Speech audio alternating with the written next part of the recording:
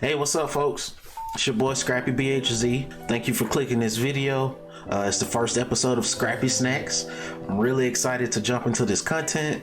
So you may be asking yourself, what exactly is Scrappy Snacks? Scrappy Snacks is basically a bite-sized video that includes some of the top recent gaming and anime news. Our goal is to keep it short and sweet in under 5 minutes, but to pack it to the brim full of good nerdy news for all my gamers out there and all my anime fans. Alright, so without further ado, I'm just going to jump into the first topic. So for all of my Halo fans out there, let's jump into it. So some of my pros where I enjoy seeing Master Chief. There was a scene where he like launched out of the ship into the first planet, and if you're a Halo fan, some of the most epic moments in Halo is when Master Chief or a Spartan like just launches out of a ship out in space and lands on the ground as like a fucking badass, you know what I'm saying? So that was one of my overall favorite points in the show. It was relatively early in the show, so they didn't it wasn't a slow burn, right? They kicked off the action real quick, and I really appreciate that. Another thing that I really liked was the goriness. So people's limbs were being like blown off, vaporized. There was a scene where they actually like stabbed a guy right through the chest with a plasma sword.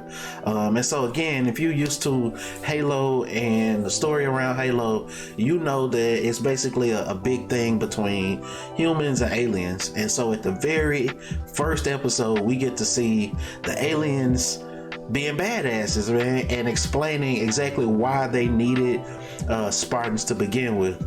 So that's another highlight for me. I also like the political setup that they're doing.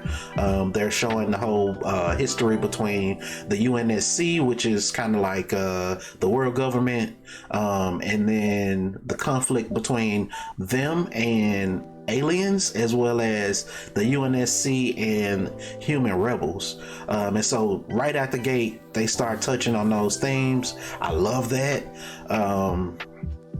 Some of the cons that I have, the quality of the CG, for this to be a $90 million project overall, and for them to spend basically 10 million per episode, it is a little disappointing to see that the CG and the special effects are a little lacking, but hey, hopefully it gets better. Another thing that I was not really a fan of was the design of the elites. You know, it was very generic, and it almost made me think of another like a crocodile instead of a you know, like a lizard or whatever they're supposed to be. So yeah, I'm not feeling the initial design. Hopefully they kind of jazz them up a little bit, but yeah, we'll see. After talking about the first episode of the Halo series, it makes sense to talk about the current state of Halo Infinite, one of my favorite games of 2021. So let's just jump into it. So if you're familiar with Halo, you know it came out in 2021.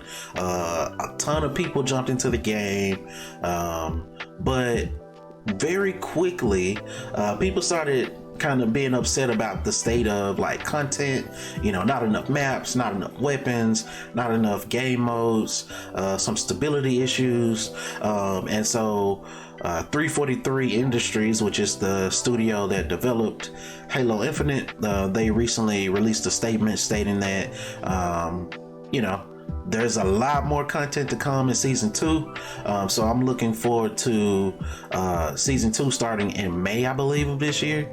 So more news to come on that. Besides Halo, I do want to talk about some of the big releases of the week. Tunic is a platforming and adventure game that includes puzzles, and it puts you in the mindset of like a Zelda or a Link story, which I'm a huge fan of those from back in the Game Boy days. Used to play a lot of Zelda games, especially on like Nintendo 64 and things like that. So the art style looks really inspiring. It's getting really high reviews right now. It has a 86 on Metacritic, which is pretty high, especially considering that it's a really small, dedicated group of developers that worked on the project for about 7 years.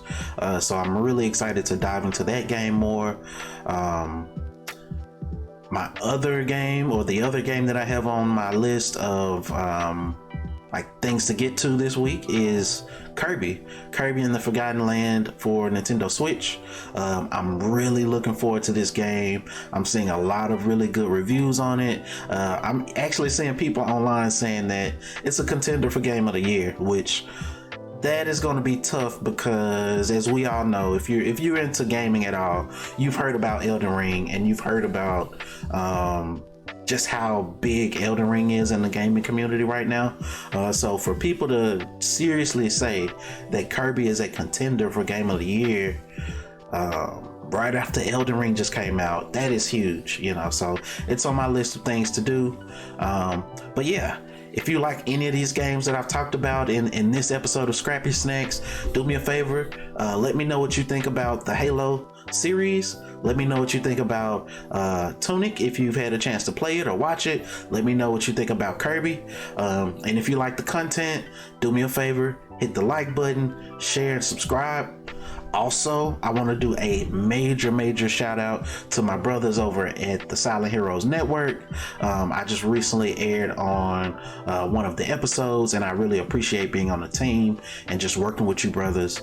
So there's a lot more content to come for our clients and our users, and I just can't wait to do it, So thanks again for tuning in. Hit that like button and subscribe for me. Peace.